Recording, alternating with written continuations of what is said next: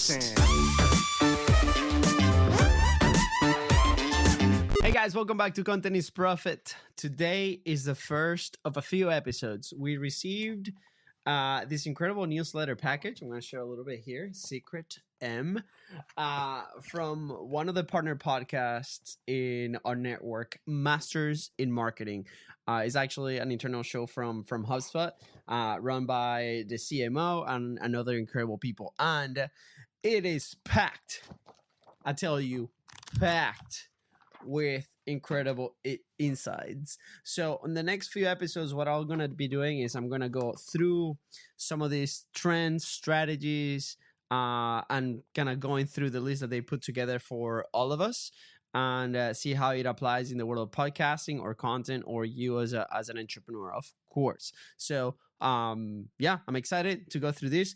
Today, we're going to be talking about the top 5 B2C marketing strategies in 2025. And then in the next few episodes, here's what we'll do. Let me see if I can find where's the table of content.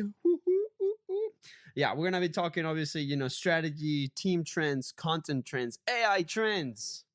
And then we're going to give our closing thoughts. So a lot about AI. So here's a couple of very interesting statistics. 82% of overall marketers felt like their marketing strategies were effective in 2024. So you tell me, do you think your strategies were effective? I certainly think ours were. I think we can always do better. So this is why I'm so excited to kind of go through this with you. 87% of marketers using HubSpot felt their marketing strategies were effective in 2024. Obviously, bias with this, but do you use another software? Tell us in the comments, what are you utilizing to make sure that your marketing is being effective? And then 52% of marketers who don't have a CRM felt their marketing strategies were effective in 2024. So big difference there from people that are using CRM versus no CRM. We certainly deal with a lot of creators and businesses, especially on the starting phase of their creation process, that they're also starting their businesses. And we've seen a big difference with those that actually use a system or a CRM on the back end to control not only the publishing, the creation, but also the conversations that they might be having with their consumers that do a lot better from those that are not. So without further ado, we are going to go and talk about the top 5 B2C marketing strategies of 2022. And today we're going to have something a little bit different. So I actually scanned it and have it here on my iPad if you're watching on video. No spoilers, don't read it yet. And then hopefully we're going to be making some notes and along the way, maybe not. We'll see. See if you can understand my handwriting. So with number 1, right? So number 1 is user-generated content. Since authenticity is a priority, B2C brands are interested in sourcing and sharing more user-generated content. So for those that don't know what user-generated content is, if you're scrolling through TikTok or social media or Reels or anything like that, you're going to find that there might be some creators that seem very normal, that they're not sitting down in a studio or at their home office with a mic in their faces. They're just out there living their lives, and all of a sudden they're talking about a product or something and they start promoting it. So a good example of this can be some moms that they might be using a stroller for their baby, and then they talk about the stroller and how cool it is and how it has helped them in their life, and then they put an affiliate link. So that's a little bit more user-generated content. So usually how that works, and then again, if you're familiar with this, awesome. I would love to hear your comments and ideas, and if you actually have dealt with this. But what happens is now these brands, right, instead of them being the voice and talking to consumers, which normally, if you have a podcast, that will be the podcast host, that brands, right, connect with a creator, and then these creators will talk with their audiences on the other side, right? So now you have relationships with creators, and then you give them total freedom to kind of do what they do best, which is create and promote the product in a genuine way. So we've seen a lot of that. There's a huge example of this chocolate brand, which, to me, we talked about it in one of the episodes with Fonzie, and we kind of analyzed what they did. But I thought it was great. A lot of the fear around user-generated content is like, is this person going to stay true to maybe our brand values or guidelines or so on and so on? Well, this guy threw guidelines out the window, and he told every single brand or every single creator that he's like, hey, do what you do best which is your content. And then after you publish, if you sell, we share a commission with you. So it was fully commission based. So that helped kind of creators move to the top. The really good ones moved to the top, sold a ton of product, got paid a ton of money, and then he sold a ton of chocolate. So he basically came in, right, as the top chocolate brand. And then he said, you know what, screw our own accounts. We're not going to use them. What we're going to be doing is we're going to be hiring a ton of editors as an affiliate army. And then we're going to give them the product, which they're going to create content. And then they're going to start putting it out to the massive audience that is down here. And each of those pieces of content were unique to that creator that had built an audience, right? So they're like, where do we distribute this content? How do we track this? Well, they were tracking it through sales because these creators were driving traffic to their affiliate link and so on. So that's just a small example. We can dive in. We continue talking about this for probably another full episode, right? So on number 2 is creating content that reflects your brand's values. Duh. I think that has to be present in every single content, right? And consumers are looking for brands that share their values and commitment to social responsibility. B2C brands want to show what makes them different, right? And I think this is probably a no-brainer for those that are listening and have been in the content game or sales game for a long time. But you'll be very surprised that there might be some people that might not be true to their values. So they might say one thing on one day, and then they say something on the other end without owning. Maybe, the time of the creation, that was not perfect, which is totally okay. But then, what are those values? So make sure that you have clearly defined values. In one of our values is, have fun. So obviously, if we are not having fun, we're not going to be creating content. We're not going to be putting something out there. So we really enjoy creating this type of content for you. But obviously, I think that's a no-brainer for a lot of people, right? As we move forward, we go here. Number 3, I don't slide a little bit though, because I don't want you to see the next ones. Maybe you pause it there in the right. But leveraging AI to turn text into multimodal campaigns. We'll explain that in just a second. Similarly to B2B brands, B2C brands want to use AI to transform content for different formats and channels like video, audio, or social. So again, if you haven't been under a rock, I think you're familiar with this. Over last year, obviously, the kickoff of AI has been massive. A week ago, I think, ChatGPT released their image generation, and it's pretty amazing. Like, you can actually create pretty cool images and fully composed ads or creative to start using in your thing. So again, more than ever, I think genuine connection, like something like this, where it's like super organic, is going to be very useful for a lot of consumers, and it's going to help you connect. Hence, number 1, user-generated content. But at the same time is how are we present in more spots? How do we present our content in multiple different ways? Video, images, being written. So we were just on a call with an SEO expert a while back, and he was talking about the structure of the blogs that they make based on podcast episodes, for example. So they do something like they write the post, then they have a graphic on it, then the person creates a video on it. So there's like these different ways that people create and consume content. So if you're watching right now, you're watching because you enjoy watching. Most of our audience listens to the podcast, right? But then there might be a graphic here and there that can help you kind of get the idea across. So how do we do that? For a creator, that's really challenging because if you don't have tools or a team to help you do this, it's very time consuming. So for example, a podcast episode, if it's 1 hour, the rule of thumb is you're going to, after you stop recording, that production is about 4 hours long. So 4x for what you record. So 1 hour, 4 hours of post-production to make sure that content is out.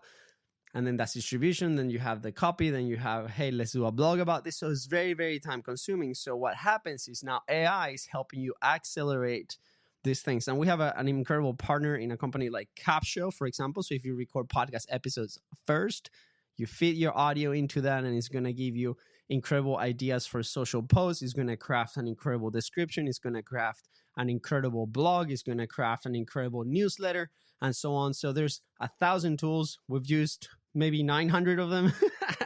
And Capshow is one of our favorites. So, capshow.com, you can go and find it. If not, the link is right below. But I think that's exciting. One example is we had this incredible lady, Michelle, and she had a brick and mortar shop, and everybody told her, "Hey, Michelle, you have to create a podcast. You have to be on podcast. Like, you're so personable." And she chased us for a couple of years, and finally we sat down after an event, and we're like, "Okay, Michelle, let's talk about this. Let's break it down. Hopefully we can help you."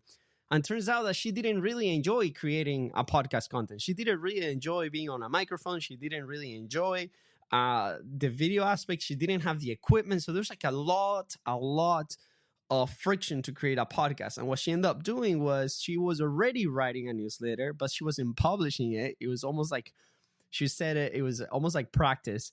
So we took that writing, and then she, at the moment, AI wasn't that big. This was probably like 2 to 3 years ago. And then she hired somebody to turn that into video content. And that employee that she had in that store was able to do it. And then hence multiple forms of content, multiple distribution, higher attention. So anyways, again, we're skimming the surface just a little bit. If you want us to dive deep into any one of these, let me know. All right, number 4. Let me see if I find it in my new iPad setup. Here we go.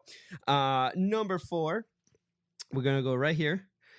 Is using social media DMs, direct messages for those that don't know, for customer service. For B2C marketers, there's an overlap between social media marketing and customer service.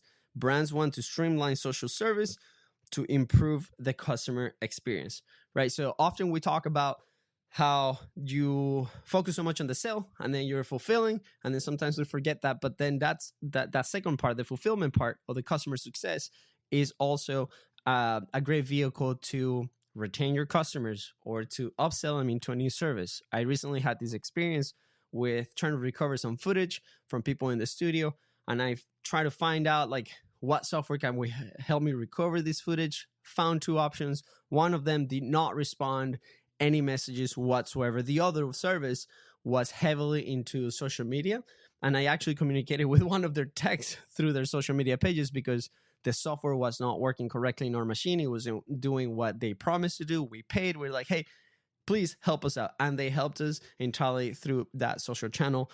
And again, I trust them more than ever. We were able to fix the issue. They helped me. And now I'm like, I recommend this tool everywhere. So what happens is people are consuming content in those specific platforms. Let's say you're scrolling through TikTok or YouTube, and you see this like product that you really like. And then you're like, okay, let me click the link, and then you buy it, or you have some questions. You can immediately, without leaving the platform, ask questions there, and then they're going to be able to respond to you. Now, what does this mean for a business? Low friction, right? You don't have to wait for them to call or email or send a service desk ticket. If you're integrated already in the platform that they're reaching out to you, is going to be so much easier, and you're going to be able to provide a solution way faster than if you're like, "Oh no, hey, guess what? Can you please call this phone number so that, we can help you there?"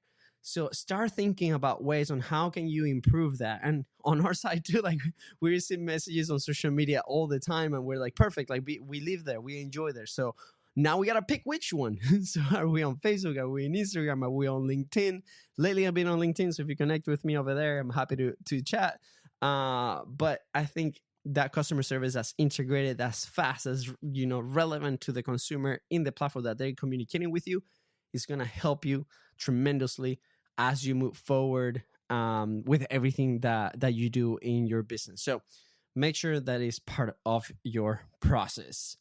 And then number 5 is using AI reporting tools to evaluate the ROI, or return on investment, of campaign. Like B2B marketers, B2C marketers want to take the heavy lifting of data analysis off their plate and use AI tools to analyze ROI of marketing and advertising campaigns. So like everything, we talked about, your creation, your production of content specifically, but then at the end, like you put it out on the distribution, and then what happens, right? That feedback loop sometimes doesn't get back to us.